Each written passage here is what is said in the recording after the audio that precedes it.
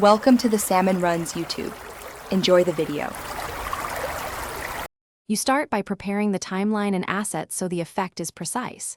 Import your main clip, a small PNG flare or icon, and a short sound effect. Once done, set project ratio and frame rate to match your delivery. This keeps motion consistent. Place the playhead at the frame where the bing should occur, split the clip, and add a layer track above. This immediate setup prevents mismatched timing and lets you focus on the actual effect placement next. Now you build the pop motion that sells the bing.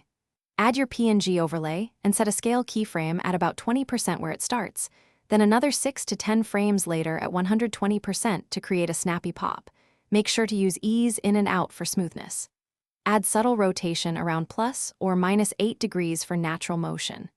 Duplicate the layer, apply a 12px blur, drop opacity to 60%, and change blend to finish by syncing audio and polishing timing so viewers perceive the impact.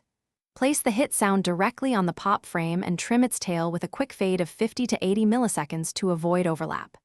Make small color tweaks to the overlay, raise brightness 10% or shift hue slightly to match scene lighting.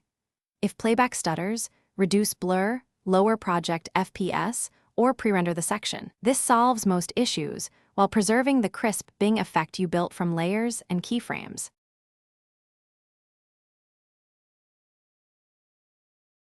Thanks for watching.